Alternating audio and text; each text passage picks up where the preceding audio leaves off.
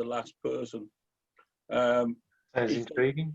If they can, then these prints will suddenly become worth, I don't know, 3 or 4 times the value. It was a bit of a rough guess. Bit of provenance behind them. Exactly, and that'll be the last person to sign the prints. So if we can get that one across, we're away. Yeah. Yeah, fantastic. Fantastic. I'm so pleased to see you on the line, Paul. I know you're not particularly short of things to do this morning. So it's fantastic to have you on site. Have you come across this before, disc profiling? I think I've read something along the lines. I'm probably the same as everybody else that goes through, reads things, looks at things, rereads things from the 70s, the 80s, and other things come back and go. I get the feeling I have, but I couldn't put my thumb on it, to say hold it down. So I've got a little finger on it, I think. It's interesting, and I did do a quick little read of it, and I thought, yeah, that kind of floats my boat. Hence, I'm here and sort of looking at it. Right. Fantastic. And that for you? Got to turn that onto silent, otherwise it'll be a nightmare. Absolutely. So, what's the feeling in the West Midlands yet with resurgence of business and getting hospitality up and running and stuff like that? I've just spoke to Raj Samji about. So he's a Toastmaster, Nigel, for you in Asian weddings. Okay. So he probably attends 2 weddings a week during the wedding season, hosts those and things like that. So he reckons he's lost about £25,000 this year on top of his normal salary. He's a director at BCU. So he's talking about some of the issues around that. They're just doing what they want to do anyway in the Asian wedding scene. There was a wedding that took place the weekend. And he's saying that there's guidelines around, there's the maximum of 10 people, there's this, there's that. And there was about 100 people in the room. So he asked me what he should do. What do I do? Do I walk out? Do I stay? I'm booked. Where do I go? And I'm like, tough one. That kind of thing. So he's decided that he's going to walk out, he's going to do the right thing to do with these events, but he's going to tell them exactly what he's doing. Speaking to Paul Faulkner, businesses are booming at one end and they're falling off the end of the world the other end. There's a complete imbalance between some of the businesses. I mean, if you look at Gymshark, just announced that they've nailed $1 billion, sort of things like that. They're growing, they're flying, they're online, they're doing particularly well. So there's a line of probably 20-25% of businesses that are just going to fall off the edge of the planet, which, I don't know, there's differences of opinions. Probably that might not be a bad thing, And I think the analogy that I would use is probably a bit of a forest fire. Rightly or wrongly, it might be an unpopular sort of mindset, bit of a forest fire, and let's see what comes back. Yeah. And to do that. But I think the issues are around what's going to happen when it is a second outbreak and how people are going to handle it and what's going to happen there. I think that's the unknown bit. It's very difficult. I mean, you'll probably have heard this term, zombie companies which actually aren't that healthy, but up until COVID have been kept afloat with cheap credit, which has been around, we're at historic lows for cheap credit. And, this is, COVID unfortunately is going to unmask some of the issues that those companies have got. But I'm hoping that Mrs. Roselle and I are, kind of helping the hospitality sector get back on its feet single-handedly. but I think you're right on there. Morning, Sue. Morning, Jill and Swati. Welcome along. But I think, if you can, I think we've all got a bit of a responsibility, given the safety sort of considerations, to, if we can support local hospitality business, which has been probably hardest hit over the last 5-6 months, we probably ought to do what we can. I mean, I was looking at the 7,000 jobs that was announced yesterday from I think it was Marks and Spencer's one. There was something else yesterday, and I'm looking at them and I'm saying there's a bit of a duty of care there. You know, let's flip it a little bit further. If you can hold on to them, hold on to them. Don't just automatically think you've got to make a financial decision, and that financial decision includes a bit of a cull of your workforce. You know, let's go 3 months, 6 months, let's push it out there, let's risk assess it and do that.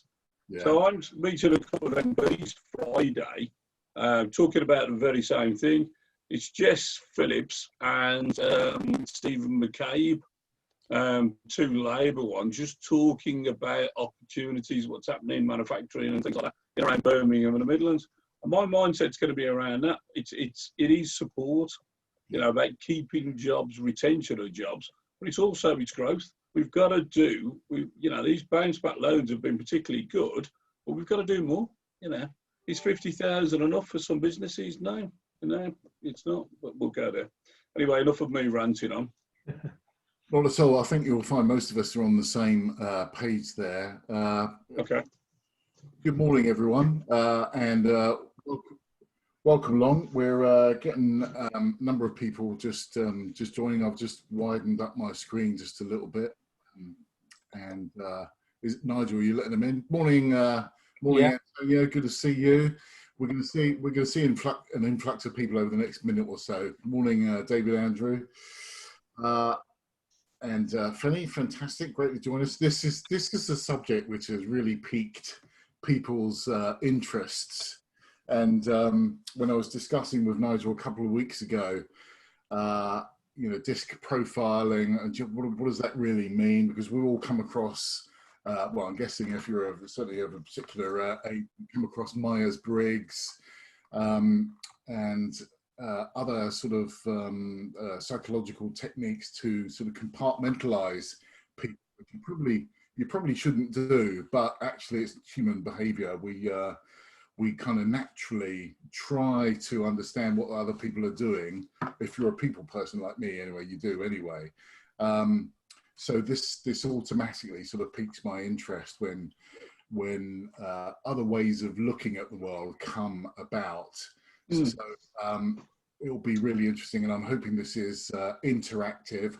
What I would say is as you can see on your screen right now, if you've got another device, perhaps your smartphone or whatever, if you want to pull up a browser and go to menti.com, then you can interact. That's what I'm going to do just now, so just give me a second. If we go to menti.com, and you will be greeted by a screen. And if you input, as it says on the screen there, 1746 59 69, I beg your pardon, which is not my vital statistics, it's the code to get into Menti, then that should, well done, David Andrew. Then that should allow us to input different options as we kind of go forward with Nigel in all of this. Welcome, Ravi and Steve and Tamana as well. Let's press on then, if that's okay. Let's do some, we've introduced people. Thanks very much, Nigel. So the slides, first of all, will be made available for everyone afterwards, after the session. Let's log on to menti.com if you can. You can scan that QR code, or you can go to a browser, very efficient, Nigel, and input 174669. That'll bring you up with the page, and then we can really interact with this as we're going forwards. In the chat box, if you can see on your controls on your main screen, it'll be really interesting to stick in who you are, what your role is, where are you joining us from today. That'll be fantastic to know. In fact, we'll do that in we'll do that in Menti right now, just kind of see what comes. Oh, we've got Lancaster on the line. That's fantastic. It's my last abode. And then what I'm going to do very shortly is just hand over to Nigel, who's the resident expert, if you like, on DISC profiling. And we'll run into that. I just want to tell you a bit about Nigel, if I can. Nigel is the agility coach for project professionals. So he's passionate about serving and empowering project managers and others as well, SME business owners in particular, because we're all managing projects, we're all communicating. He's passionate about helping them become more effective with project working relationships, more confident in their communication styles, and more complete with their process competencies. It will go into detail on what they are a bit later on. So we're effectively using soft skills, hard outcomes to get better outcomes about our working relationships with other people. Nigel has an extensive background in IT project management, predominantly in the automotive and aerospace sectors, and there's a mix of retail, fashion and healthcare experience in there as well. And he melds predictive, agile and hybrid practices into his approach. And Nigel's also a long-standing member of the Bullring Speakers Toastmasters Club, which provides the effective communication skills base to support his professional services endeavours. And with that, morning everyone else that has just joined, Teresa as well. I'm going to hand you straight over to Nigel. Nigel, pick it up from here. Thank you. Thank you so much, and apologies in advance, guys, if I just dart my eyes away from the screen to let other people into the session. Some people are still joining. Some people are still joining since we gave our instructions to go to menti.com. If you do that, you can take part in the interactive session this morning. So menti.com on either your phone, your iPad, or a separate web browser. Add in the code 174669. We're going to have some fun today with a lot of interactivity. We're actually going to have a bit of a quiz about all things DISC. And yes, there'll be a winner, and there can only be one winner.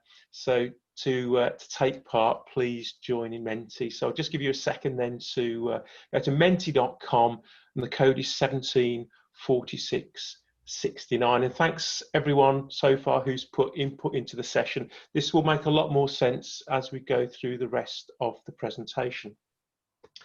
Just wanted to fast forward away from this slide. I think Keith has done my introduction. Thanks for that, Keith. It was almost like I wrote it myself, which I think I probably did. So thank you so much for that. And for those of you that are joining us today, you may have had the opportunity previously to have filled out an Excel sheet containing 9 questions, which would have given you what I call a mini DISC profile.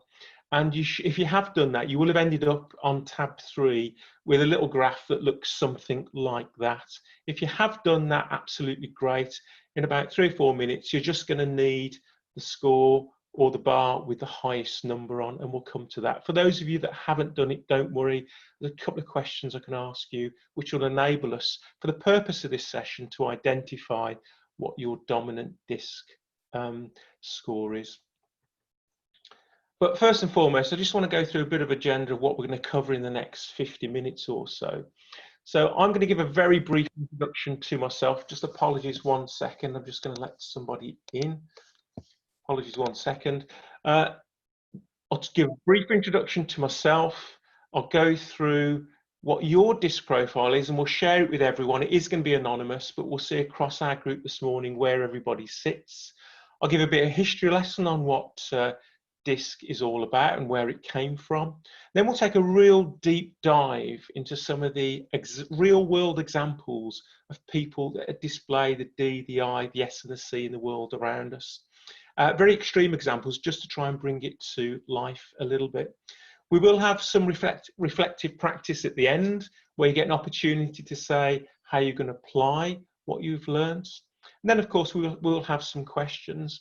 Now, I have thanks in advance to Sue Poole today, who's been my sort of Zoom administrator on questions. I would prefer to take them at the end, but Sue will jump in case there's anything burning as we go through the sessions.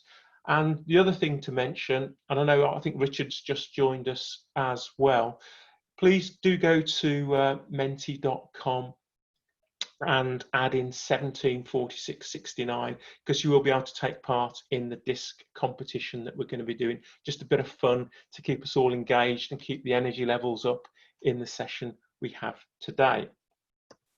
So first things first, a little bit about me. Well, I'm a Sagittarius, or at least I was until about 3 weeks ago, when NASA actually reclassified a 13th star sign, and I now become what's known as an Ophiuchus, which sounds a little bit like a respiratory disease. But Ophiuchuses, of course, make absolutely the best project managers.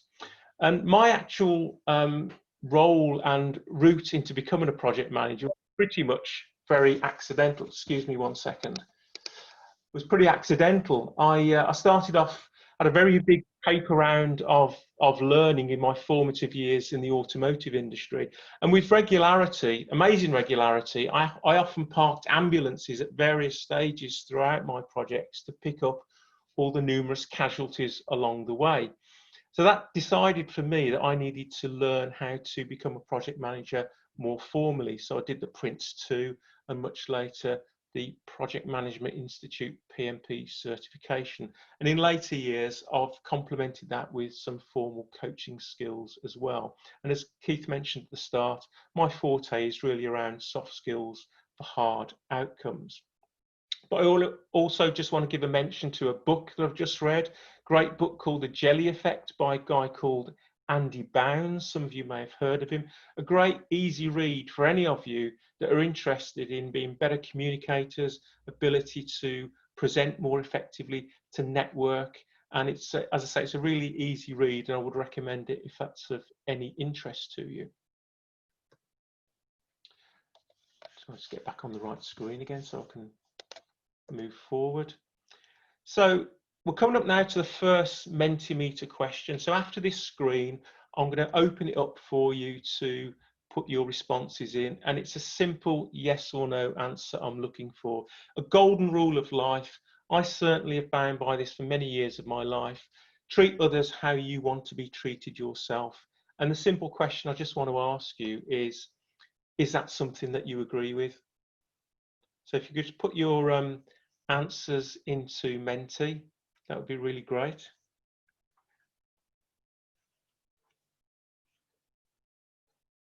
Okay, so we've got 9 people and there's 10 people. Thanks so much. I think we've got about, at the moment, 17 on the call, so I'll just give it a few more moments. So do you agree with the statement, you want to treat others how you want to be treated yourselves? And as Keith mentioned at the start, at the end of this session, you'll all receive a PDF of this slide deck with all of the information, all of the input you're putting into Menti will be in the slide deck as well. So it's going to be a rich, referenceable resource that you can use moving forward. But I'm going to leave it at that point now. Maybe not everyone's on Menti. So I've got 12 responses and everyone's agreed, actually, you want to treat others how you want to be treated. And actually, I'm going to disagree with that 100% myself, because fundamentally, if we treated everyone the way we want to be treated, I think the world would be a very dull place. And often in life, getting what you want and getting other people to do what you need them to do, you have to treat them how, what I call, they want to be treated. And what I'd like to do through this next 40 minutes or so is try and convert you and just give you a different perspective and opinion on why that should be the case. Okay. So I just really want to introduce you now to DISC. Now, typically in the profile, if you've got your graph that you had previously, then you'll have a higher level column in your tab 3. If you've got that, great, hang on to it. You're either going to be a D, an I, an S, or a C. If you don't have that, I've just got 2 questions to ask you. And the first of these questions, from a work perspective, would you describe yourself as being more of an outgoing or reserved in nature? So pretty much introvert or extrovert. So that's the first spectrum we're measuring on. So from a work perspective, just consider, are you outgoing or reserved? Hang on to the answer you got for that. And then also from a work perspective, Are you more of a task-focused person or a people-focused person? And when you've got the combination of those two, you can actually work out where on the DISC profile you are. So for example, if you are outgoing and task, you're going to be a D. If you're outgoing and people, you're going to be an I. If you are reserved or introvert and people focused, you're going to be an S. And if you're reserved and task focused, you're going to be a C. Does that all make sense to everyone? Can I just get a thumbs up or a wave of hands or something, if that makes sense? Excellent, thank you. So next Menti question now then. Yeah, please, can you just put in whether you're a D, I, S or a C, please?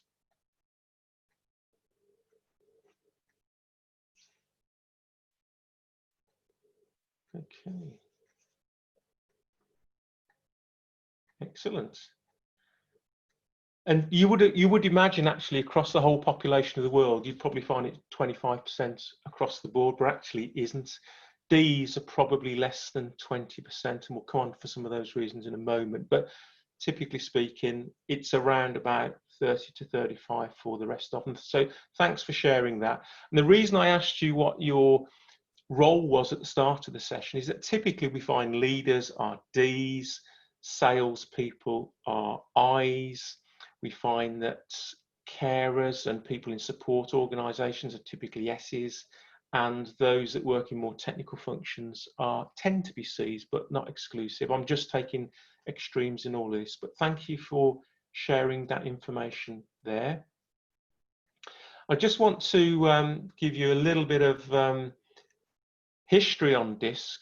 So in the world of modern behavioural science, psychologist Dr. William Marston is credited with DISC back in 1928. And he also invented early prototypes of what were the actual lie detector. And most interestingly, during his lifetime, Marston was convinced that women were actually more honest and reliable than men. I'm not sure where he got that research from, of course, but he felt they could work faster and more accurately.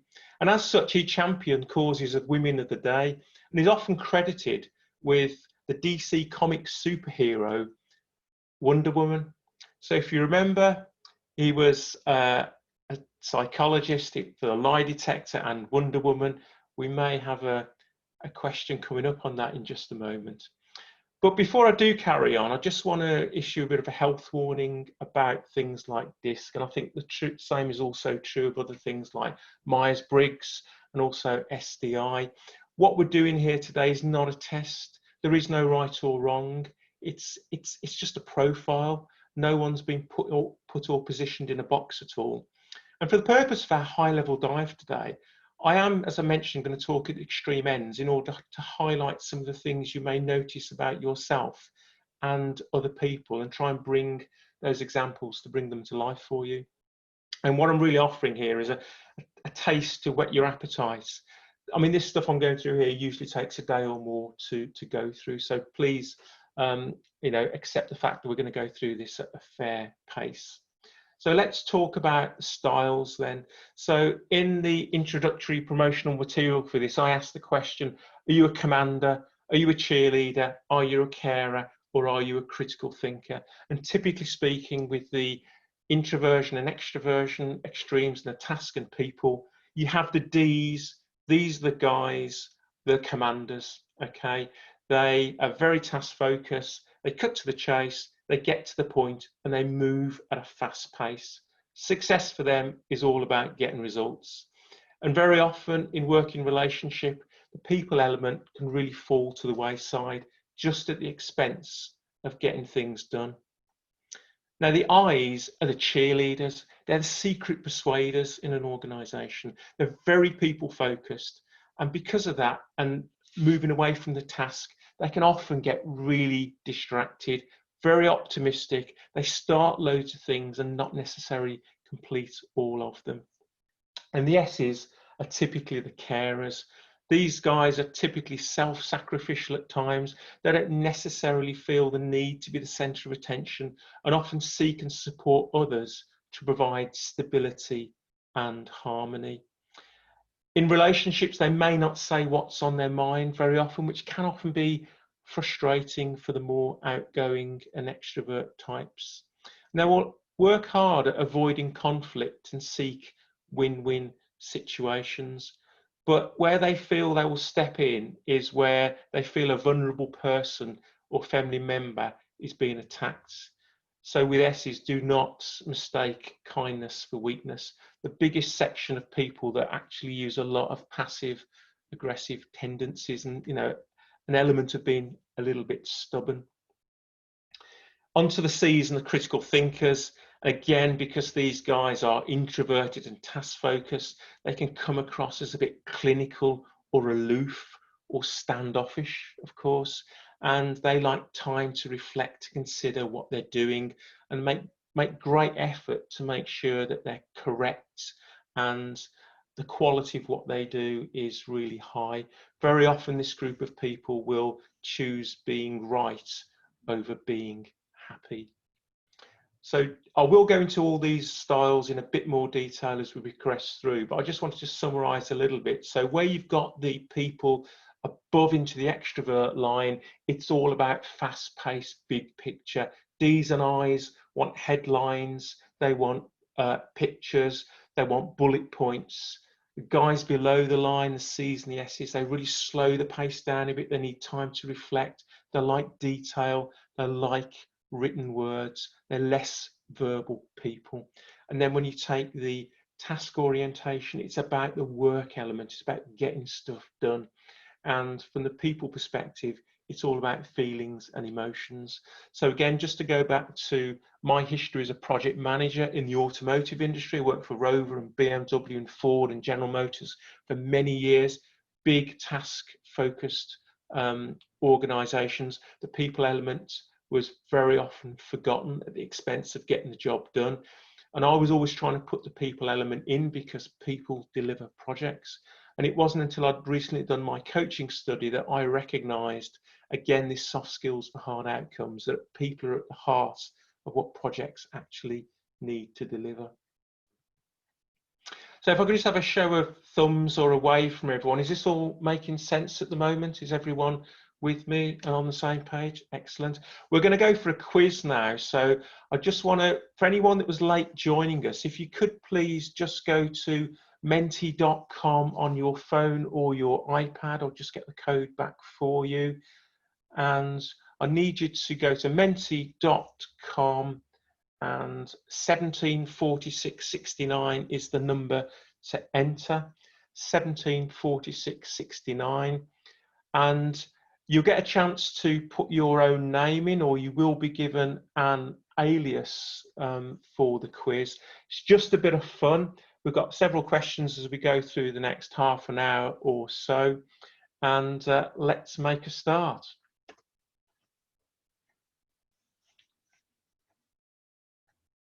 So I hope you were listening earlier about William Marston. Which of these statements is actually true?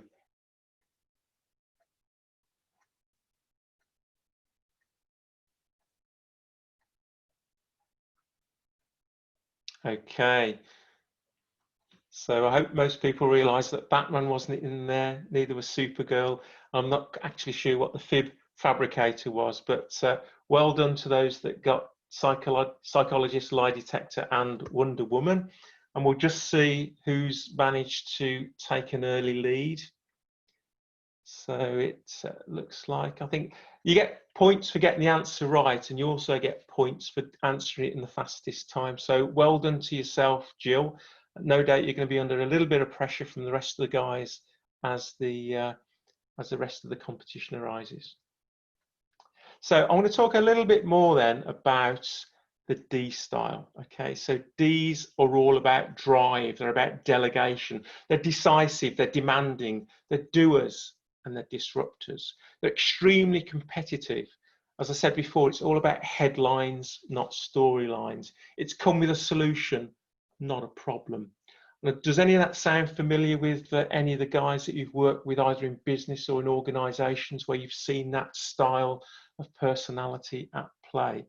Now, deep breaths, any of you Ds out there that answered to your profile earlier on, because I know what you're thinking right now. It's D for Donald, right?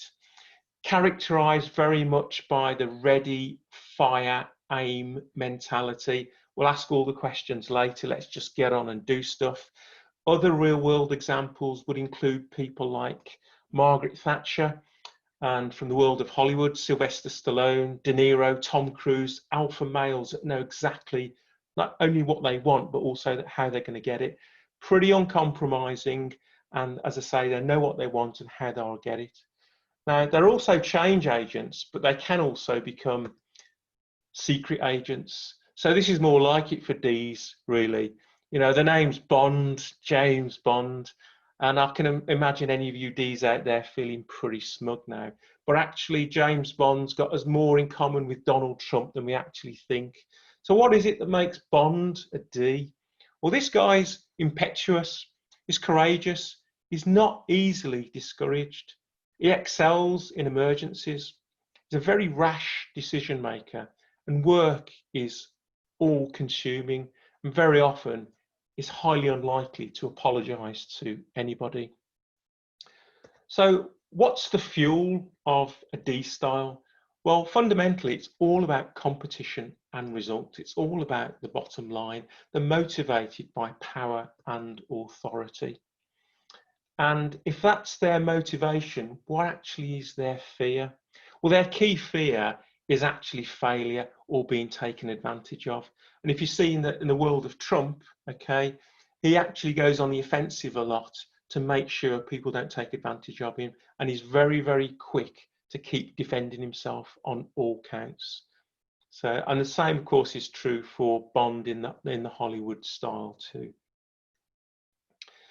But what is their method of control? Well, clearly these are guys that make things happen, and it's all through their force of character and their personality. And fundamentally, their value to an organisation is all about the bottom line. It's pound notes, it's euros, it's dollars, and their courageous intent to get stuff done. And you can honestly say in the world of business, there's no denying that you do need elements of this to take an organisation forward. So I think now we have another quiz question coming up now.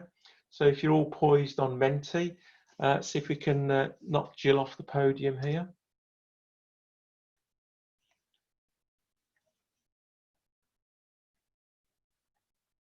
So what is it a D style fears?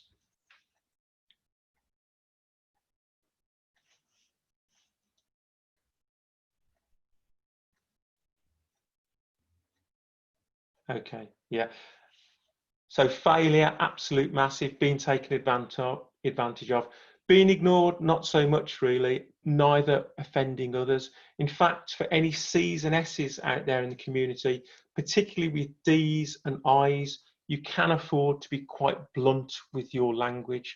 If you've ever had a situation where you've met somebody like a D and you speak in their language at their level, you often find an element of respect in that. That's what they want.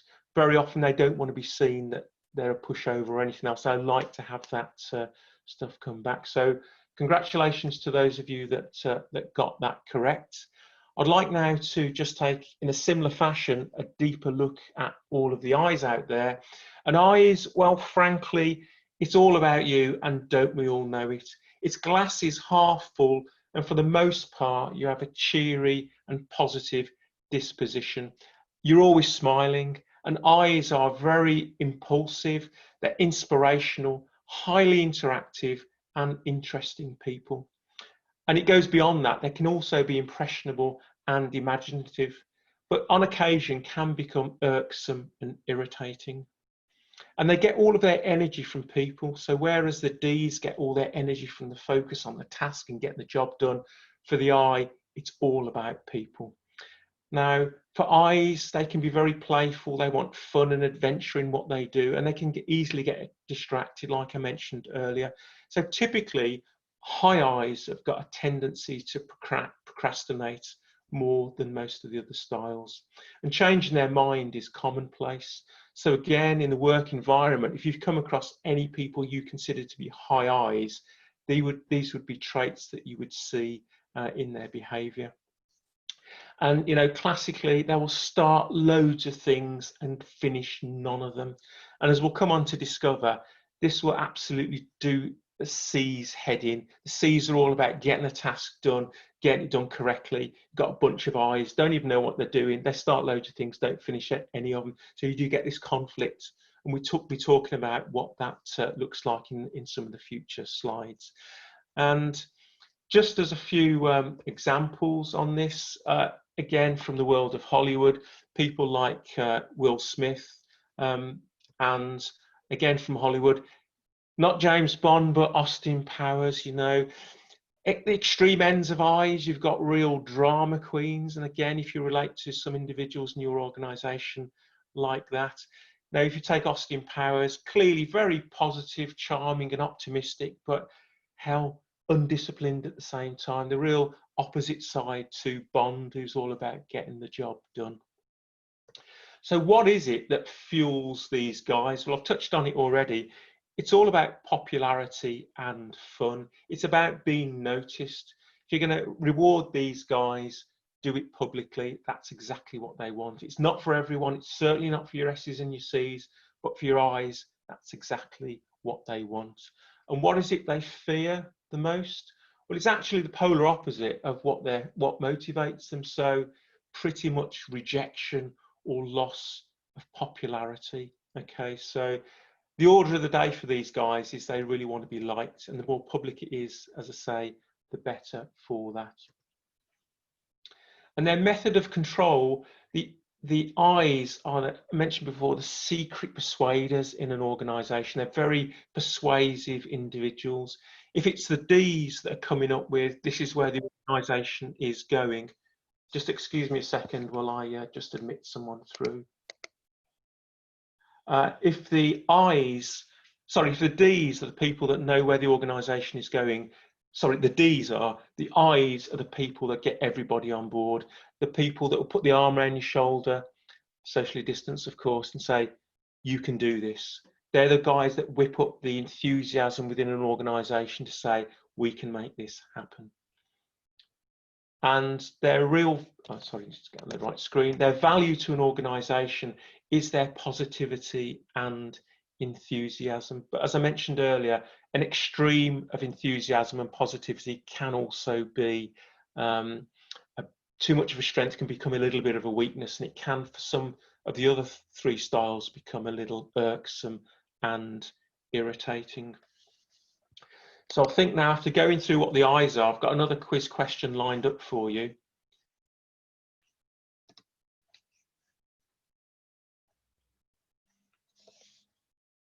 And what is it an I style is sometimes limited by? Is it being impulsive, indecisive, lack of concern, or being overcritical? Okay. Well, actually, being impulsive is the most correct answer. As I mentioned before, high I's can be a little bit like magpies, pick up all the nice shiny things, collect them all up and take them off somewhere, and maybe then, like a squirrel, bury them all in the garden and not really know what they've collected. Easily distracted type of people, looking for good energy and fun from people. So very often easily distracted, procrastinate a lot in terms of what to actually focus on. So now I'd like to move on to the S's. So these are we're now moving to the more introverted styles of the four styles. So with the D's and the I's, we're up in the outgoing extrovert zone. We're now down into the S zone. So for S's, it's all about safety and security. So here's a classic example of someone in that zone from what we managed to see about her. But other people in this zone could be people like Mandela, Mother Teresa, Gandhi, or even people like David Beckham. They're all about harmony, they're supportive, they're loyal, they're team players. They're very steady and they will avoid conflict and typically remain balanced. And if any of you guys are fans of the TV show The Simpsons, then that's what Marge Simpson does in that family unit, try to create all of that harmony, supporting the rest of her family. And the one thing, as we do go below into the introvert zone, C's are the same, but S's are much, much slower paced. And this can often be an irritation to D's and I's that want to move at 100 mile an hour. Very often, S's and typically C's will move at a much, much slower pace. Okay. And out of all of the 4 styles on DISC, S's are the best listeners. And they're also, for any of you guys interested in the world of coaching, make the best coaches because of how well they actually listen. For everyone else, it's just a bit of a struggle of a skill to actually get right. As I mentioned before, S's can have a tendency to be self-sacrificing, put others before themselves. And I also mentioned I do have some passive aggressive tendencies. So under pressure, S's can actually shut down. So again, if you've noticed this in your business or your organization where you're getting a lot of resistance from people, S's, when they feel threatened, they'll do 2 things really. They'll shut down and then typically they will explode. Whereas a D or an I will vent quite, a bit like the old geezer in Yellowstone National Park. Every minute or so, they'll go off and vent all their sort of inner thoughts and pressures. S's will pent it up and then explode on occasion, usually with disastrous consequences. So it's vital that you recognize some of these signals. And again, I am talking at the extremes of the styles because, as I'll talk about in a while, we're a blend of all of these. None of us is exclusively a high D or a high I, S or C.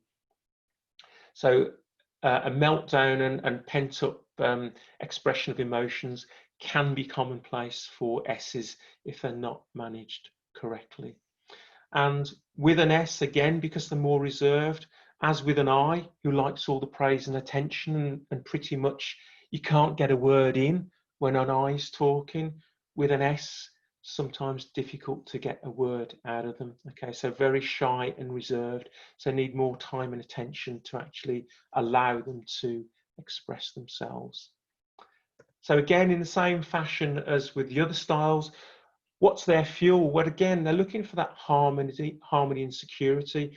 Whereas with the I's, they're talking about you can do this. With the S's, it's all about we do it. Excuse me 1 second while I just allow someone to join us. It's all about how we can do it as a community.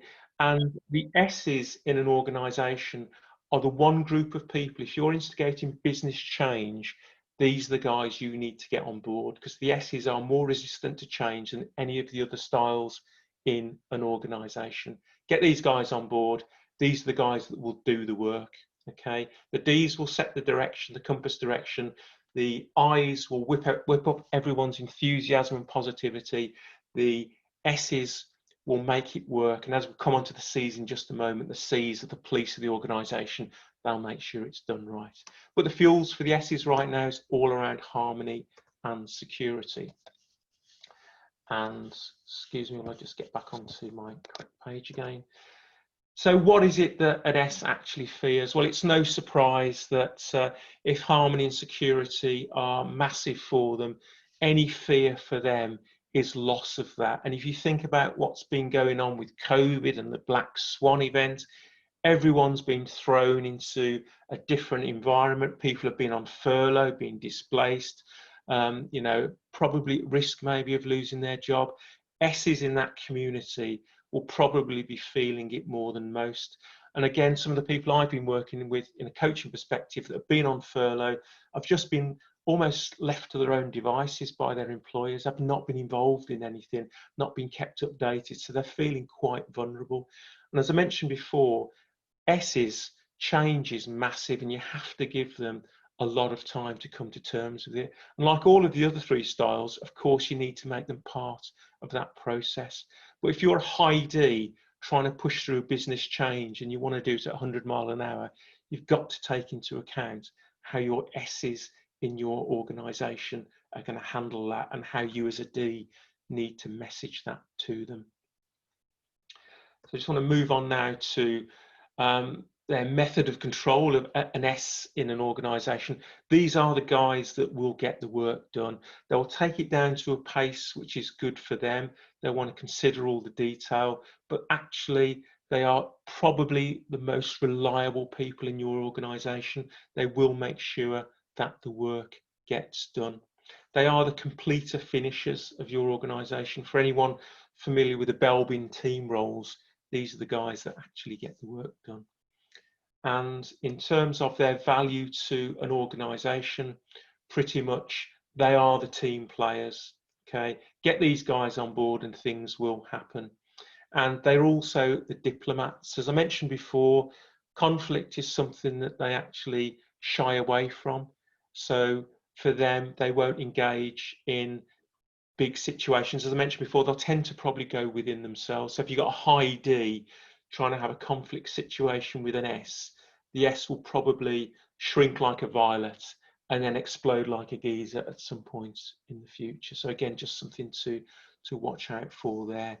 But now I've got a quiz question coming up on S's, so I trust that I've explained it well so you guys can get the question right. And again, fastest finger is going to win the most points on this.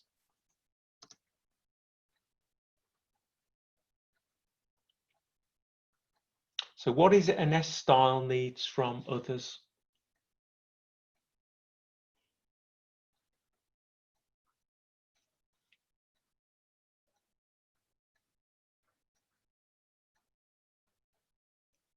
Okay, interesting.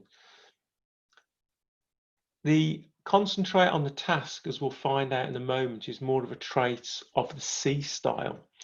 But really what an S does want is for people to create that priority. Again, being on the people side of the spectrum, S's are not really focused on task, and they certainly don't want to create conflict by making unpopular decisions. So they will look to the D's and the I's to say, this is what you need to do, and this is why we're doing it. They certainly don't want to be front and center in terms of saying, we're doing this because of X, Y, and Z. They'll probably shrink away from that due to their introversion. Now let's see, I think we've got a leaderboard coming up now. Okay, Keith, you're not allowed to win this, by the way, so I hope you're going to fall down the order a little bit. Yeah, so a bit of insider trading going on. I think Keith's seen some of these questions before, but we've got Accelerator Coaching doing a really great job, and Jill is still on the podium, but I think you've got Rossi and Kathy tight on your heels there.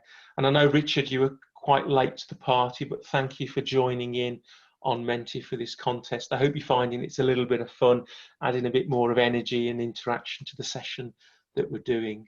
But now, I thought I was guessing the wrong answer in the first one. I was quite conscious not to participate, but not come first. So, Keith, there is still time to get or reach defeat from the jaws of victory. So England tend to do that very often in the penalty shootout, so I'm sure you can do that now. But I'd just like to move on a little bit more detail about the C's.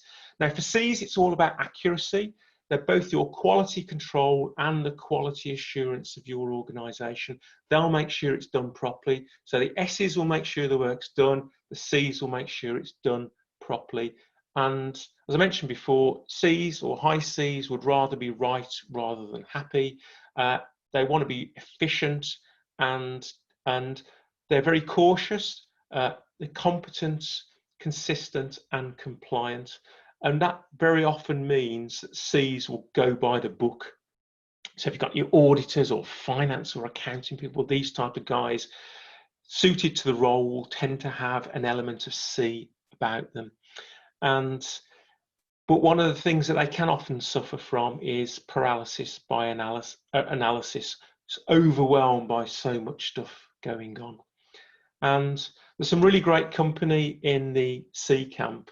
You can have people like Steve Jobs, even Bill Gates, Stephen Hawking, Elon Musk, Jeff Bezos, and even Einstein are in this category. So if you're a high C, you're in really, really great company. And how about this guy here, Sherlock Holmes? So talented, genius prone, perfectionists, how to say, but I have to let you into a little secret that perfectionism rather doesn't exist, and we all know that progress over perfectionism is the order of the day.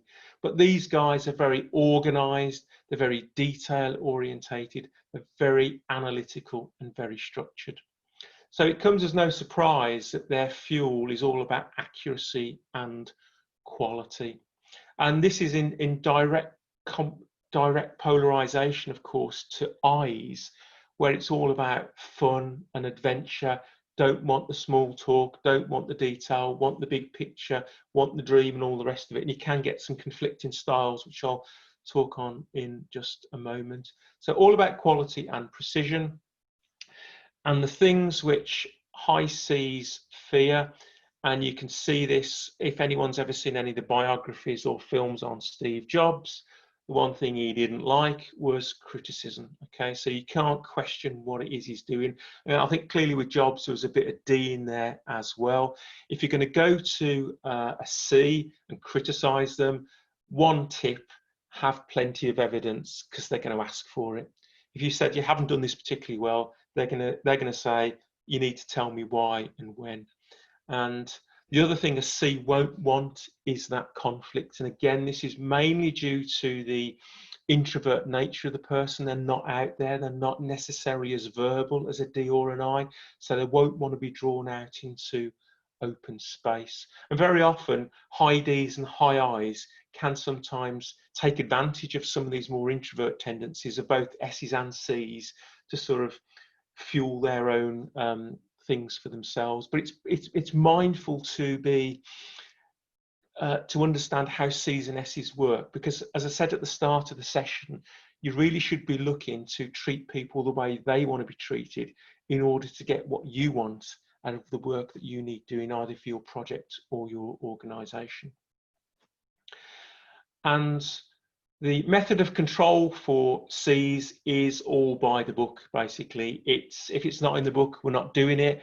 Not invented here syndrome. C's can sometimes be argue that they stifle creativity in some way, but in other ways they actually bring it on. Again, we've got people like Einstein in this camp, but they're incredibly conscientious. And they're conscientious because they're incredibly reflective.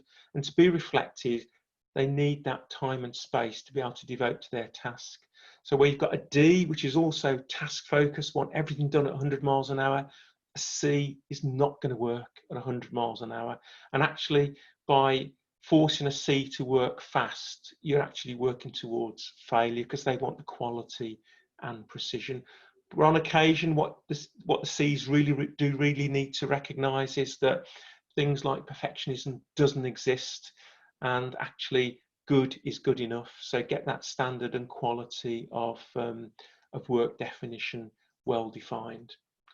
And for a C, the value to the organization, they'll make sure that you do things correctly, very detail focused. So if you're going to have that audit, if you're doing due diligence for a merger or a takeover, or a customer wants to understand what you do, these are the guys that are going to put all the poster details out there to send the right messages to say, this is what you do.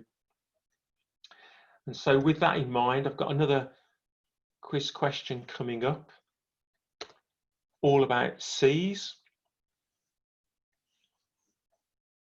So what is it you think a C style does prioritize? Is it about accuracy, or taking action, accepting a challenge, or support? Okay, great. Yeah, the support bit is more of an S style, but again on the introversion thing.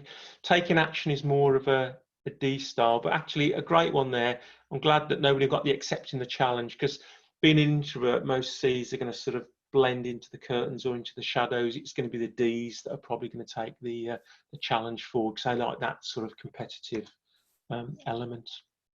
But of course, none of us are exclusively D's, I's, S's or C's. We are in fact a mix of all of these. And if you just take the metaphor here of a coffee, or it could be a tea, you know, some of us take it with sugar, some take it with sweetener, some take it with milk. And of course, you start to dilute your D with a bit more people focus or a bit more detail focus. So we are all a blend of all of these things. So I know we've got 10 minutes to go. I've got 10 minutes to finish off. There will be time for questions. I am happy to stay on at the end for those that do want to ask anything of any details. But can I just get a thumbs up for anyone in got their video off, just to say this is going in the right direction and everything's happy and good for you all? Thank you. Thanks so much. Thanks, Richard. So what I want to just move on to now is the things to watch out for when you get a meld of these different styles, because of course environment and circumstance will lead people to become more of a D, an I, an S, or a C. So what is it we need to look out for? And like most things in nature, it's the polar opposites that give us the biggest variation in behaviour. So Ds and S's, I's and C's, even D's to C's and I's to S's will give massive, massive conflict. You can actually get harmony when you've got two D's together or two I's, but very often we need to look at what happens when we get all these different styles coming together. So for example, whereas C's might see I's as maybe calculating and condescending because they're never with the detail, you know, C's will often view I's as being irritating and impulsive, you know, and very often when you've got a high I talking, they tend not to shut up that often. So a high C might say, well, what happened at the end? Just cut to the chase and get to what happened, because, you know, I've got time to do all this job, but I can't listen to this all day. And that would certainly be a trait of a D as well. And Ds, for example, will see S's as just far too slow and far too steady. They want results, they want stuff done. And in extremes, when S's become under threat, as I mentioned before, they will see D's as too domineering and too demanding. You even get issues with D's and C's. They're all on the task side of the spectrum, but a D will want things done, but a C will want to know what it is they want done and when they want it done by. And so an exchange could be the C will ask the D, when do you want it done? And the D will say, as soon as possible. And the C will go back and say, well, what do you mean by that?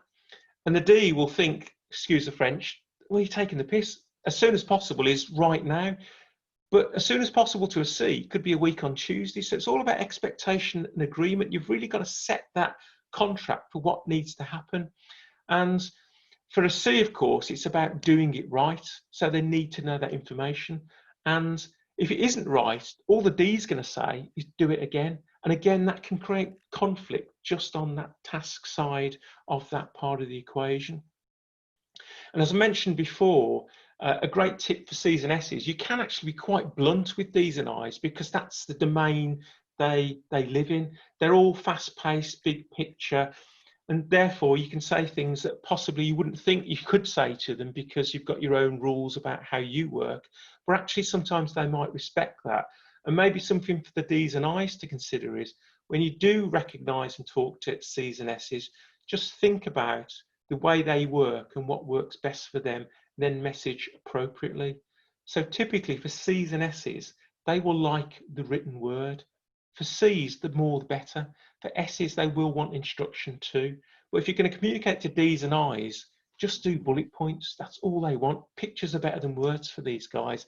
And, you know, come with solutions rather than problems. That's what they want to hear. They don't want to spend ages reading about stuff. They want everything to be moving at a fairly swift pace. And what you typically might find, S's, maybe pre-COVID, when they would arrive to webinars such as this, they would be the guys that would be off camera, on mute, because they didn't want to be the centre of attention. They wouldn't come to the session early because they didn't want the small talk in the sort of wider Zoom room. And again, it's recognising these different styles so you can appeal to different people's approaches and how they need to be treated. And again, with S's, if you've got a bunch of people who are on furlough, because you do need to give them time to adjust the change, don't tell them on a Friday they need to be in the office on Monday. Work with them all the way through the process and give them as much time as necessary. And so maybe one of the questions you may have is, how do you spot D's, I's, C's and S's? Well, very often, if you walk into a room of people, and that's quite difficult these days, but D's and I's, you will probably notice fairly quickly.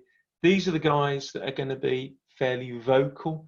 particularly with eyes, you could probably tell by their dress code, tend to be quite colourful and flamboyant, very, very verbal. And the D's are the ones, the guys that cut to the chase and typically become the leaders of the organisation. C's and the S's, a little bit more difficult to pin out, but generally speaking, these are the guys you need to engage in conversation.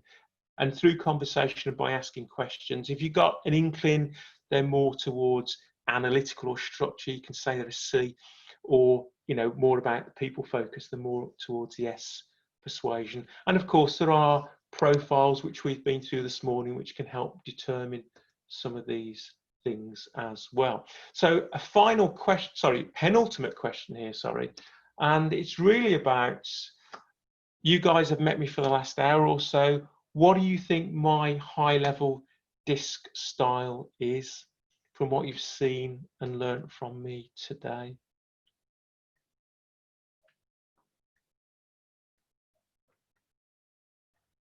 Great, thank you. So across the board there, I am actually an incredibly high C. So for me to do a webinar like this to an assembled group of people is a big ask. But I'm hoping it's also one of the messages that I'm putting into this presentation about modify to manage your approach.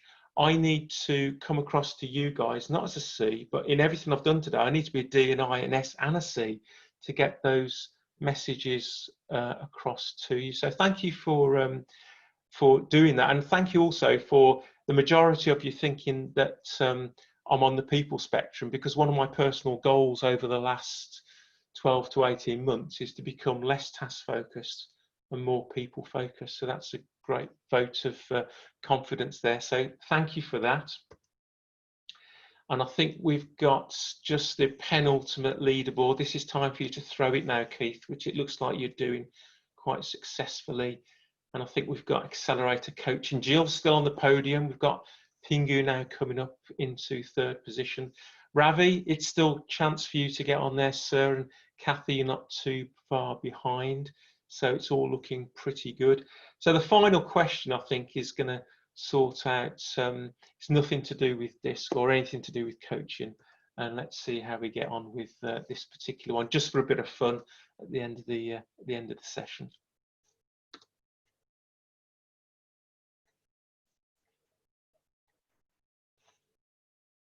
So 5 frogs sitting on a log, 4 decide to jump off. How many are left?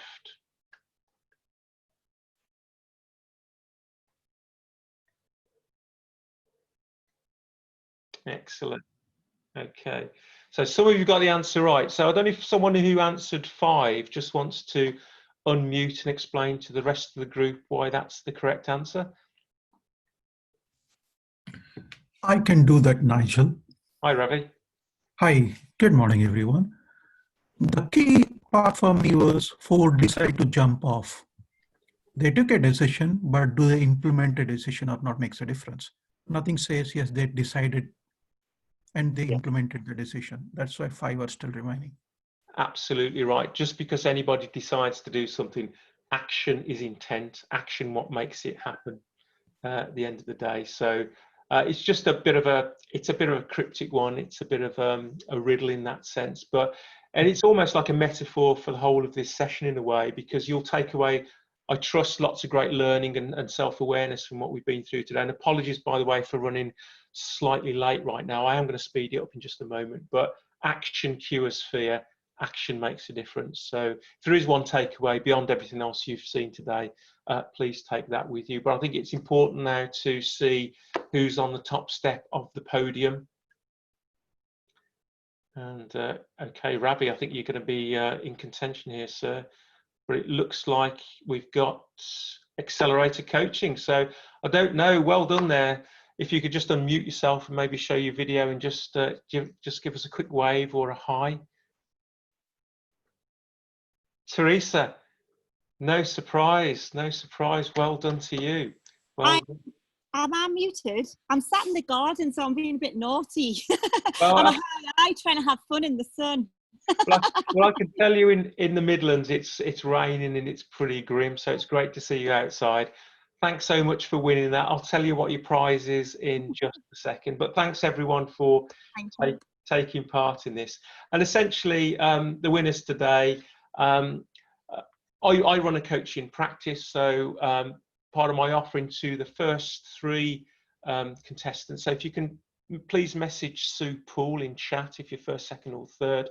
I'm going to offer you a 2-hour deep dive experience, which will talk through what coaching is. I'll do a run through of your mini disc profile and then give you an experience of a actual coach session. So if you could send that through, that it looks like Teresa wants to throw her first place by the sound of it. So I'm happy whoever came in 4th place. I'll just rewind back to that. So just give me 1 second.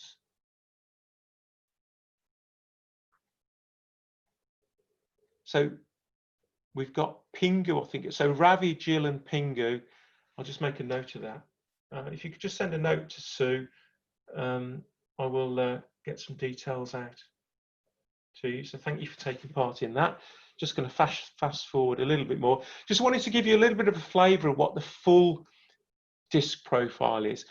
Through the small Excel spreadsheet we did, it was just a subset of questions which looked at it from a work perspective. So all the traits of D, I, S or C I went through today were all from a work perspective. But if you do the full profile, actually you get different graphs, how you are at home when you look in the mirror, how you are when you work under pressure or stress. And these graphs can be different, and it tells you how you modify to manage your approach in either of those 3 environments. And it can be quite revealing in terms of how you adjust your home life to your work life, where, for example, you have to be more D, and therefore, you have to be a little bit more fast-paced than maybe you are at home, and what happens when you're under pressure. So if you want any more details of that, I'll give you my contact details at the end. Happy to have a conversation with regard to that. This next one is a little bit of a fun question with regard to are you an Android or an Apple user? Because actually I've done a little bit of research which suggests that actually if you're a D and a C, you tend to be a certain sort, and if you're an I and an S, you tend to be a different sort. So I just actually, oops, just get off that. Sorry, I'm just trying to get my own session. Okay, yeah, so typically most people that buy Apple products will be on the I and S spectrum. We do have a couple of outliers there, and typically on Android we have Ds and Cs. I did have a follow-up question which suggested if you've got an iPhone, how many of you guys have got a broken screen? But typically that tends to be around 80%, so I don't think I'll ask that particular question. But just in summary, and apologies for running slightly late, the Ds are the commanders of the organisation. JFDI, if that means something to you, just do it. They get things done very fast-paced rather. The I's, you're the cheerleaders, you get everybody on board, arm around the shoulder metaphorically, you can do this. The S's are the guys that get the work done. These are the biggest people you need to get on side with any change programs. They're all about themselves, and well, more about everyone else rather than themselves. Can be self-sacrificial, but they'll make sure the work gets done. And your C's are like your auditors or your police of your organisation. They'll make sure it's done correctly.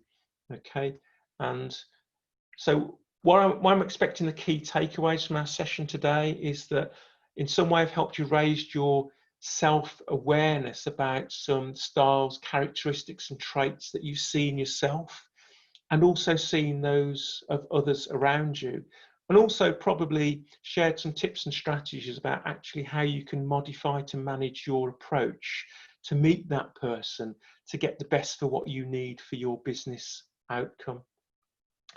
And again, I know I asked this question at the start of the session, and it was 100% treat others how you want to be treated. I trust that through the process of the last hour, I've managed to give you a different perspective to suggest that if you treat others how they want to be treated, you've got a much better outcome of getting the desired results that both you and they require, while still maintaining a healthy and respectful relationship. And of course, once you're armed with these newfound sense of awareness, you can then make a choice. It's a little bit like that question with the frogs, really. Just because you know this stuff doesn't necessarily mean you're going to do anything about it. So you can choose to go as far across the bridge as you like to meet that other person. You may not choose to go at all, or you may choose just to go halfway. But at least when you're a bit more self-aware and have awareness of others around you, it can change that dynamic of what goes on in the business environment. And I'd just like to take a quick time here just to pause and reflect on what we've learned and the journey we've been on in the last hour. What do you think are some of the things that you might stop doing or start doing, maybe continue doing, or even do differently? If you want to share in Menti right now, and as I said at the start of the session, all of the input that you guys put into this will be part of a PDF deck, which Keith and Sue will circulate to you at the end of the session. And I also believe they're going to make the recording available as well if you wanted to catch up on some bits. Well, you know, we've got some great stuff coming through now in terms of looking at things from other people's perspective. That's really good. Great one on listening. These are all anonymous, by the way, so I can't actually pinpoint who's saying what, but yeah, some really great stuff coming through. I'll just leave it open for another minute or so. Yeah, and again, apologies, I mentioned it once already, but sorry I'm running over a little bit, and thank you to those of you that have managed to stay on. As I mentioned at the start, this is a sort of subject area that actually takes hours, if not days, to go through with the right level of quality. But I hope you found the interaction useful for us today. And I'm glad that someone said treat others how they like to be treated. It's always a bit of a risk for me at the start of these sessions by making such a bland statement like that and then having to counter it by saying, I hear what you're saying, but actually I don't agree. And I have to say that for a majority of my life, I did think it was all about treating people the way that I want to be treated. But again, thank you so much for people that have put stuff into Menti. That's really valuable. And of course, you will all get a copy of all of this. You can keep that coming in. I'm just going to move on now to just a bit of feedback on the session, both from my perspective, Keith and Sue's. How did you find the session today? Was the registration process efficient? Was the events well organised and communicated? Did I do a good job? Can you apply what you're doing to your work situation? If you can just take a moment to put some things into there, that would be really, really great. And so I don't know if, okay, we've got 3 responses there. Thanks so much for the feedback, because we will act on this in terms of improving what we do in the future. So that's looking reasonably very well positive. And thanks so much for the positive feedback on what I do today, because of course I'm always looking for areas of improvement. So thank you so much for that. And just finally, people that have been on Keith's webinar on Wednesdays since the start of lockdown, really, he's covered a massive amount of topics and subjects across predominantly all the sales environment. But I know Keith is keen to partner and look for other speakers. And so if you've got any ideas of future topics you'd like to see in a webinar on Wednesday, then please just enter something into Menti right now, and I'm sure that Keith can pick up with some of those suggestions and take them forward.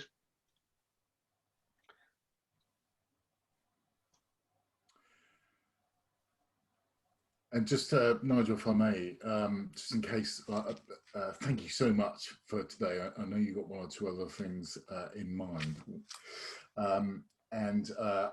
This is very much a sales centric, just in case anyone's on the line thinking, well, what's this got to do with sales? I would counter with everything, because we talk about B2B, we talk about B2C, but actually it's people to people. So if you can understand other people's communications needs. I believe that's at the very heart of persuading, influencing, and achieving the right outcome for you and your company. And it's great to see those other words coming in, Nigel. Let me just finish. As you were talking, I'm just going to leave that for a moment or two, Keith, because I think there's some great subject areas there that either yourself, me, or maybe someone that's actually on the webinar today that can actually contribute. I have to say that 6 months ago, you'd have got me nowhere near a webinar in what I'm doing right here, right now. I've just realised that the best way to learn how to do this stuff is just basically to do it. Yeah. And I'm really thankful that I've done that. And actually, once you do it, you get the confidence. As I said before, I'm actually a high C.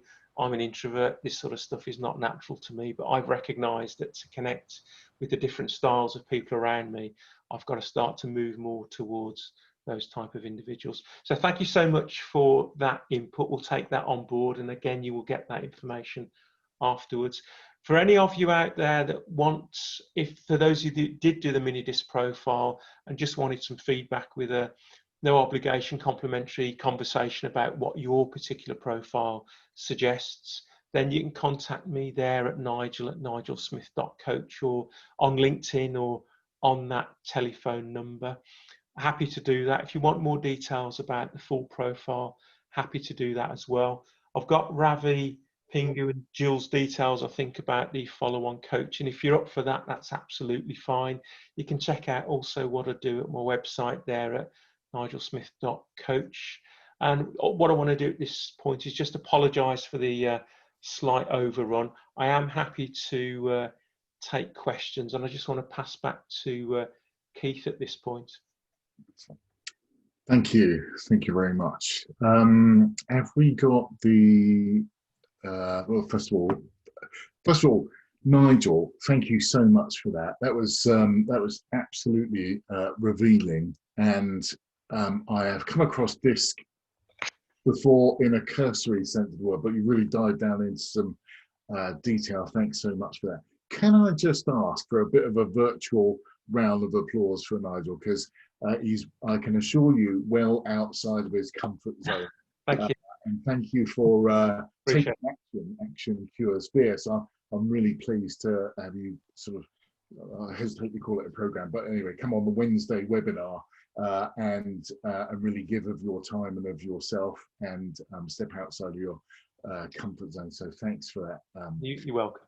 You're welcome. I noticed on I just want to move on, if we're on for the last sort of slide or so. Yes, of course. That coming up, I'm glad to see someone entered in. What do you want to know more about LinkedIn? Yeah. It so happens that next week I'm going to be doing one of these a month, and I've aimed it as free of charge as usual for students, job seekers. And I've been in my mid 50s looking for a job. It's not easy. It's a full-time job, looking for a full-time job.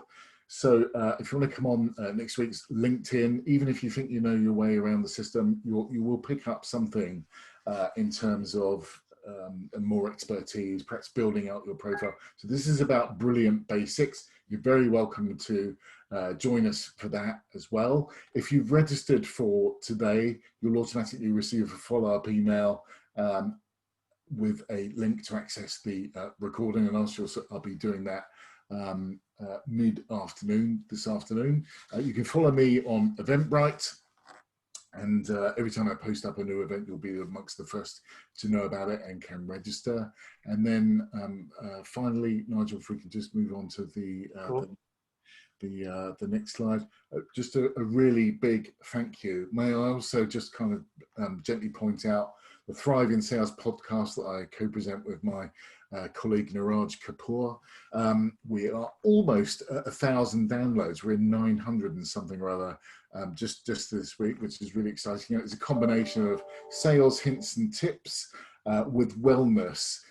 Originally, we'd started out just doing this for COVID-19, where mental health is such a big factor while being in lockdown, but we've had such an amazing response to this. We're carrying on, and we're bringing an expert on on some sense of wellness, be it nutrition, mental health, physical health. So if you or any of your colleagues are interested in guest appearing on the show, please do let me know about them, and we can have a quick chat just to see if they're going to be suitable for the show or not. But no, thank you for everyone for sticking with the program. We are well over time. I recognise some of you will have to get off just now. Amit, thank you. I think you're calling in from India, if I remember correctly. So it's great to see you taking the time. If anyone else would like to stick on the line just for a few minutes or so, if you've got any extra questions for Nigel, then you're very, very welcome. I'll keep the call open. But once again, thank you everyone for your time. Just a minute. If it's okay with you, Nigel, I'm going to pause the recording. Actually, no, let's keep recording, and then I can edit it out if Fine. anyone, Okay. Yeah, Yeah, so if there's any questions for Nigel, let's open it up. Yeah. Let's open it up just now. So Sue, I don't know whether you marshalled the chat box at all. I paid little attention to it because I was trying to focus on what I was saying. Have you any key questions? I have. There's no key questions at all that haven't been sort of covered during the event itself. So nothing major, basically. Okay, so what if maybe what I could ask then, if people do have questions, please just unmute yourself, put your video on if you want, and just ask the question. I'll do my very best to answer it. I have a question. Sorry. Yeah, go on. Sorry, go on. Is it Ravi? Is it? Yeah. No. Yeah. Go on. I just have one question. How accurate these this psychometric tests are, because there are literally hundreds out there, and I've done about 20 myself, and I saw there's a common thread that runs across about my personality. And although I've tried to sort of align my thinking with that, is it the way we should go about our mindset, using this test to discover who we really are?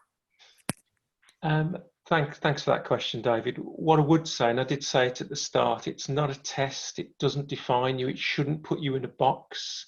I've certainly known people, and it's more particular for the D's and the I's, I have to say. They do this profile and then they say, oh, I'm a D, therefore I can behave like this. And that really isn't the intention of this. There's two elements to it, like I tried to come out in the conversation. One is about learning about yourself. The other is learning about other people and other styles.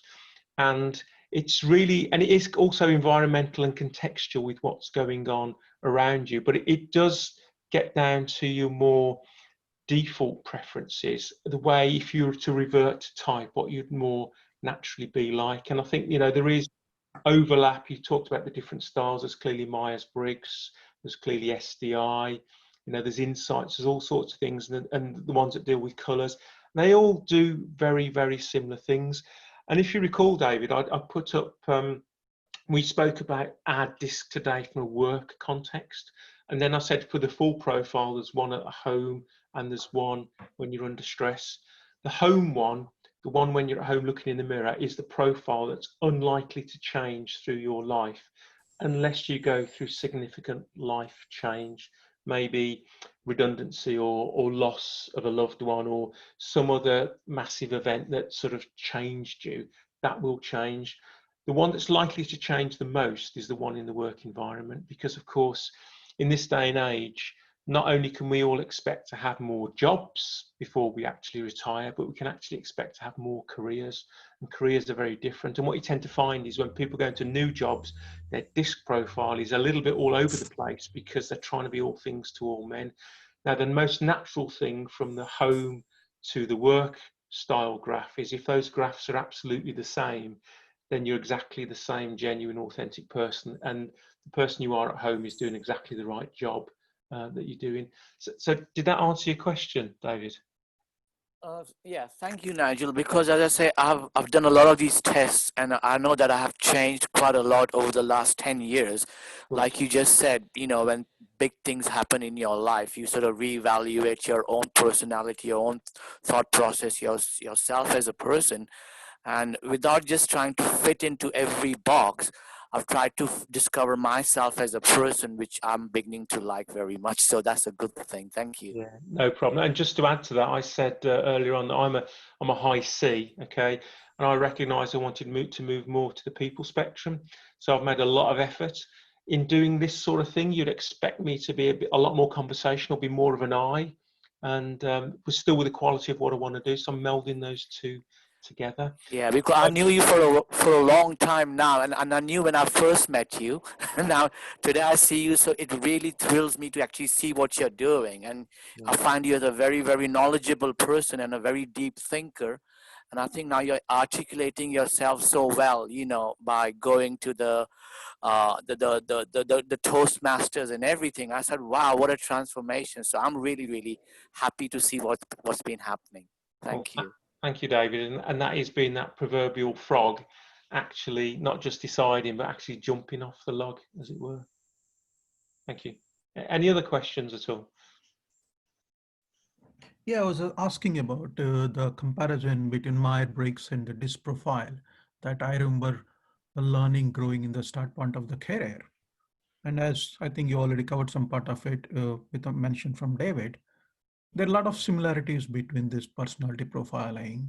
Yeah. And one key thing which really strikes me, yes, people do change over a period of time. So does these profiles, right? And I also kind of understand, appreciate that, yes, first part is knowing the self. And second part is how much little or more you can know a bit about others. Then come back to your point on deciding how you want to treat them the way they like to be treated, a bit more consciously, a bit more assertively, a bit more knowingly, right? That's where I see this DISC profiling helps a lot. That's a big learning for me from today's session. Thank you for sharing that. And finally, I also compliment what David said. We know each other for years now. We do. Yes, I can watch what David said. Yes, I see huge positive transformation, if you like, on how you talk, how you present, and how you share the knowledge. Thank you, Nigel. Thank you. The check's in the post, Ronnie. Oh, sure. Please do. It was an invited audience today. I'd love to say that was all true, but thanks so much for your feedback. It means a lot. Thank you. Yeah, sure. Pleasure. Anybody else got a question? Antonio, is there anything you want any confirmation on, or any bit of feedback or anything? Not really, Nigel, and thank you very much indeed for an excellent session. I actually did the DISC course myself as well at the Coaching Academy, which I believe you probably qualified as well. And this was probably 2 years ago. And I wanted to, Keith and I have known each other for a long time. I do a lot of fintech recruitment and coaching along career coaching. I've used DISC on a one-to-one basis, but I haven't yet had, as you said earlier, the confidence and the courage to do a group session. So it's fascinating to see how to apply it in a group session. I'm a strong S with a mix of C. And it was really interesting because I actually thought you were an S, and then I kicked myself because I should have known you were a C from your project management experience. So it shows how you can even catch an experienced individual out. But I have to say that for someone like myself who has been through the DISC course and have done one-to-one, I still found it really interesting and how much I had learned, because there is always something new to learn, no matter how experienced you are, in terms of personality behaviors and the surprises you find along the way in terms of how I misjudged your high C. So it was just fascinating and insightful. And I would think that those here listening today and those that probably haven't come across DISC will find it really interesting and fascinating. And I've tried to introduce it to many people. And I have to say, in 3 years, I've not come across one skeptical person, but I've been astonished at how many people find it really interesting and surprising to find out who they are. I mean, for example, I thought I was a D, confident, outgoing, in sales my entire career. But fundamentally, in my work and in my personal life and in my home life, it just came out as a very strong S with a little bit of D and with a little bit of C. But fundamentally an S, and I would have sworn I was never an S. And it's really interesting because I've been in sales all my life, but I always thought I should have always been in services and support. So it was a real surprise how it really peels the layer of those onions on your personality to find your core self. It's fascinating, and it was really insightful the way you put it together. It was so easy to understand for a layperson, but for someone like me who's been through the course, I learned so much. So thank you for that. It was brilliant. You're welcome, and thank you for that. One thing I found from my own journey, Antonio, is that on the mini disc profile we've done today, it was just a subset 9 questions. The full profile is only 27, which you answer 2 different ways. And realistically, that profile takes less than 5 minutes to complete. And if it takes longer than 5 minutes, you're overthinking it in classic style. But from that 5-minute, 27 question exercise, it tells you more about yourself, bizarrely and quite frighteningly, than you could have imagined from however many years of experience you've got.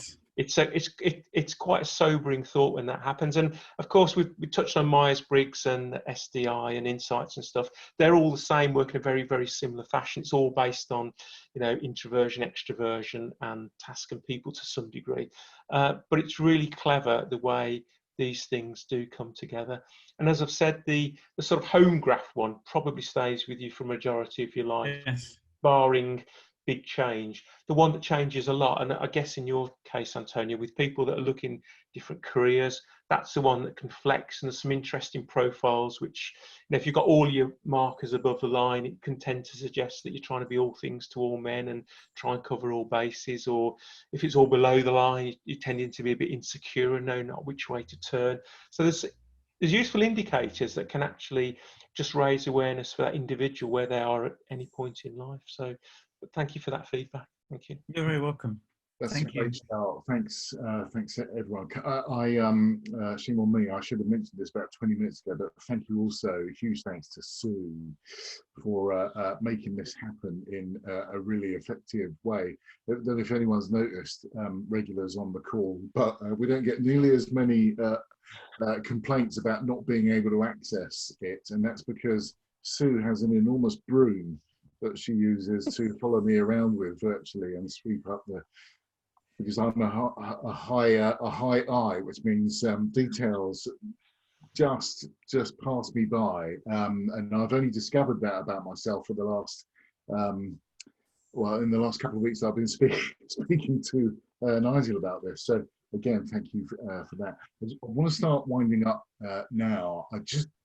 Before we do so, again, thank you, Nigel, for all of that, and for everyone for taking the time out and staying for the after Zoom party, as it's become known.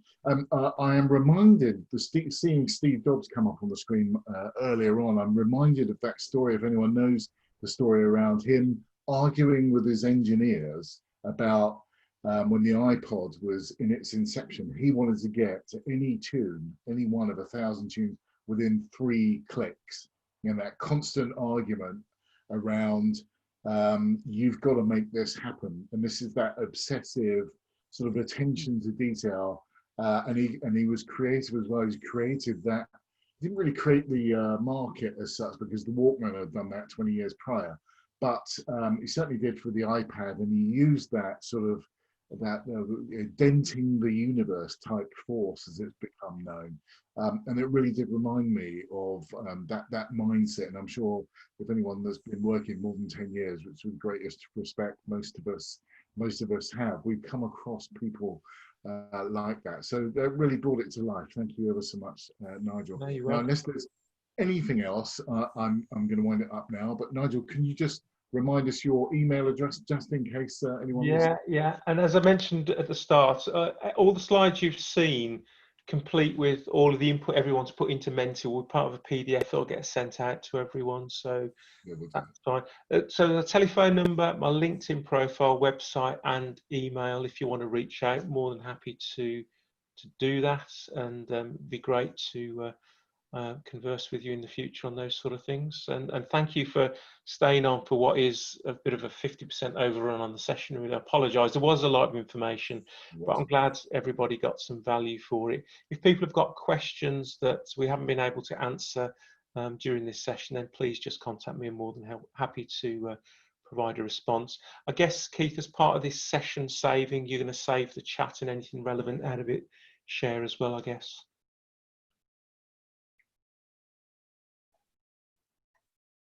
You there, Keith? Is Keith frozen for just me, or? No, he's frozen. Okay. Yeah, things are looking up. Nigel, it was a great session. Got to go. Okay, So, Ravi. Thank you so much. Great to see you. Yes. I don't know, Fenny or Craig, if there's anything you wanted to share about the session today, any takeaways you've got, or anything you want to know anything further about?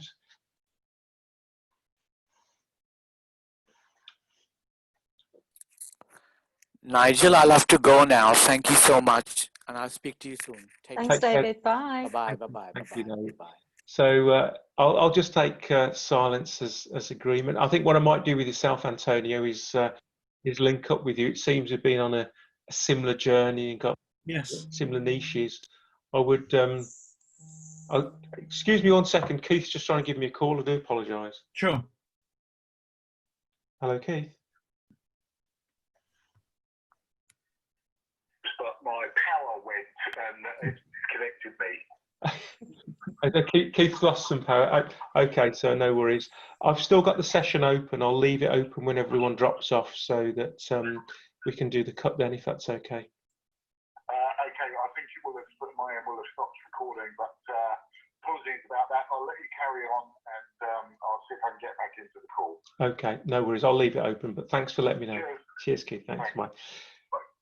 So Keith's had a power outage, so he may join us shortly, or he may not. But sorry, Antonio, what I was saying was we've been on a very similar journey through probably the same channels and probably faced the same challenges. So absolutely, I'd like a bit of therapy, if I'm completely honest, sort of stuff and everything we go through. But I'm glad as a DISC practitioner that you actually managed to find some value. Because for me, of course, getting the message right is important to me as a C, and I'm glad that it came across in a way that you felt was clean and neat. So appreciate that. Oh, it's absolutely spot on. To be perfectly honest, Nigel, it was like listening to one of the coaching academy DISC trainers. Was absolutely spot on in every way. You couldn't have added any more. And in fact, you added a lot of value by really personalizing it, by talking about your journey and how you came into it and your background and being honest, building that confidence and building the courage to do something like this. Because that's something that I do with my candidates and my clients is show them my vulnerability. If I'm feeling like I'm having a tough day or if I'm being challenged, then I share that with them, because then if I have a sense of vulnerability, then they don't feel ashamed and feeling vulnerable themselves. And that brings them up to build that confidence and find that courage to be open and honest with their performance or their personality. You can connect as a coach. Yeah. So one of the big things for me, Antonio, at least over the last 18 months, 2 years, I've been going to Toastmasters public speaking groups, and they've taught me the power of story and narrative. And also vulnerability. Nobody wants someone standing up at the front as the self-proclaimed know-it-all. Yes. That just does not build rapport. It doesn't build that sense of, well, if they've done that, I can do this. And that genuine story that goes through that, almost like the hero's journey from where they started to where they finished. So I completely concur with that. People like to know that others have overcome struggles and how they've done that. And I think at the same time, it also develops that feeling of genuineness and authenticity. Which you took the word out of my mouth. Yeah.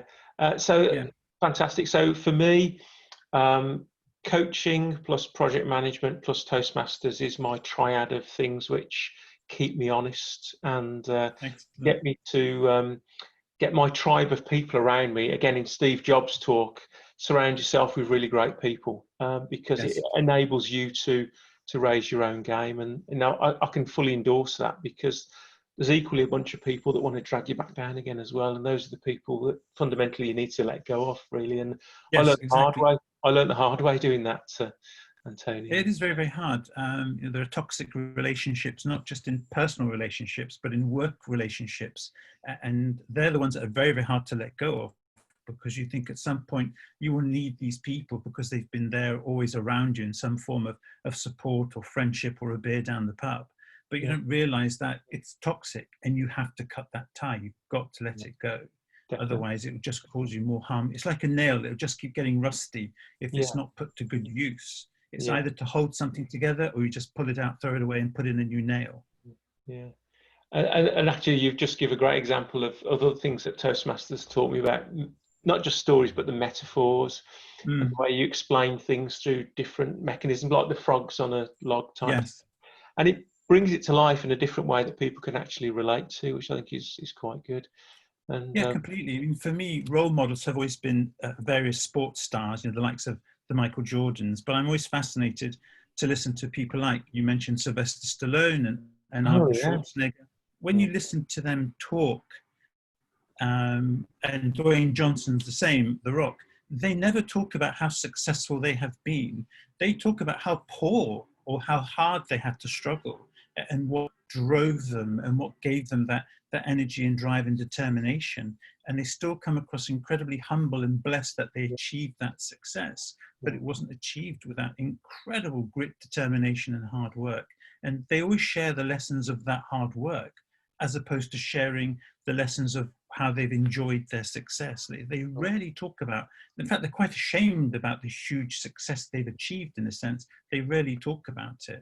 And it's that humbleness, that authenticity you mentioned earlier, that's so important. That makes an individual genuine in developing those relationships and in coming across and engaging with their audience. For me, that's really important. Yeah, it's interesting you say those guys. I know Arnold Schwarzenegger's got a YouTube video that broke the internet a few years back. Yes. Story, which is very powerful. Sylvester Stallone, if half of the urban myths around his story are true, it's incredibly fascinating and would cover 2 hours. And you would not believe what he would not accept to get to stardom. It's absolutely phenomenal. And what he sold and what he gave away, absolutely brilliant. And yeah, you're absolutely right. It's very humbling. And it's not about their success or what they represent. It's where they've come from, which is really important to them. Yeah, very important. So you're right. Storytelling and using metaphors is a great way of engaging, and comedy as well, of course, bringing in some comedy and some humor, which you did. I thought the mentor, was it called mentor? It's just escaped me now. The tool we used. Yeah, the tool. Not come across that before. I think they've come across it. I think Keith used it in a session before, maybe. Okay. Very good, excellent, because that brought an engaging piece of learning, but a little bit of humor at the same time, and that's a great way of learning, to have that light-hearted approach as well. That's a key way of learning and engaging, making people smile. They remember something much more. Comedy is a great way of acting with individuals to learn and teach and engage. It's more than, otherwise it can be a bit of a lecture, which we've all attended few too many of over the years. But I love that. I mean, Nigel has brought this to life through his use of menti.com. So maybe that's a tool that you can look into, Antonio. Yeah, I think it's a great idea. I've not come across it before. Other tools are available as well, and Antonio, I think that some people use Slido as well, and that's good for interaction. But the one thing I've learned, I mean, I'm new to the world of webinars, as Keith will attest, and actually it's through Keith's massive program through COVID that, again, in a similar sort of way, I thought, do you know what, Keith's stepping out there doing this, he's doing a really great job. It's time I put my skills on the line and tried it for myself. So I've probably done, I don't know, a third of the amount that Keith has done. But I've just thought I've got to make it my norm now, because as we move into the post-COVID environment, maybe face-to-face, you're a coach as well, is less likely to happen. I need a mechanism of communicating with potential clients and prospects. So why not embrace it, and see where it goes? Yeah, I agree. Keith has done a fantastic job. I've tried to attend. I remember attended one. I dipped into a couple others because of work commitments. Keith's done a great job and we've known each other a long time, in really imparting a lot of his knowledge and experience and expertise out there, and has done it in a very easy, informal way of understanding and taking it on board. And I think that's a great way of giving back. And like you, I haven't done enough of it. I haven't done enough of going online. I've participated in many, but I just haven't driven any myself yet, and need to take that step to do that. But I agree. I think going forward and listening to some news articles on Sky this morning, many employees are very afraid of going back to an office environment because they're uncertain about the risks. They're uncertain about the care, both in the commute and both being in the office.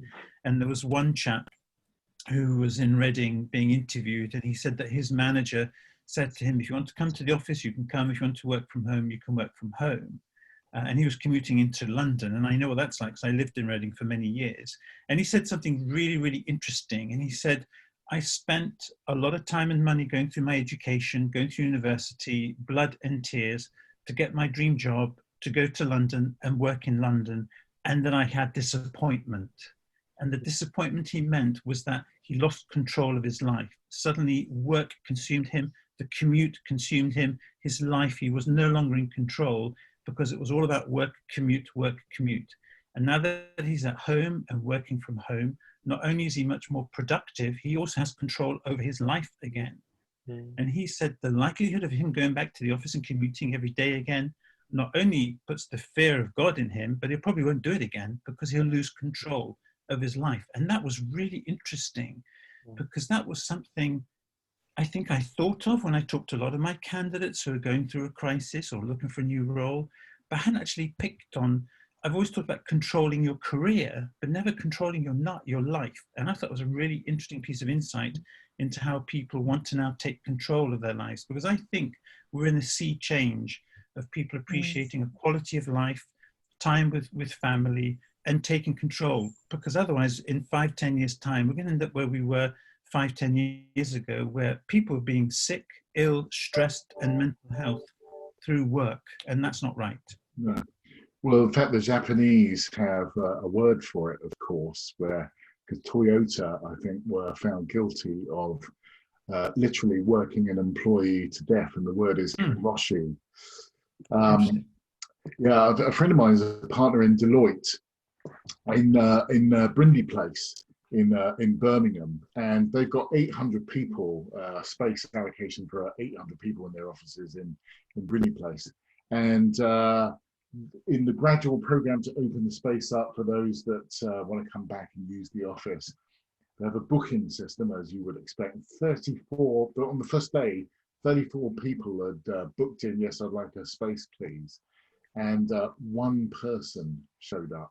The rest of them figured, actually, you know what, I like working from wherever they work from. So I really hope that, you know, there is some goodness that can come out of this, you know, chaos, madness, whatever words you want to attribute to it. We're full of superlatives, but you know, if the goodness is that actually we can work more productively from home, or a coffee shop close to home. Yes.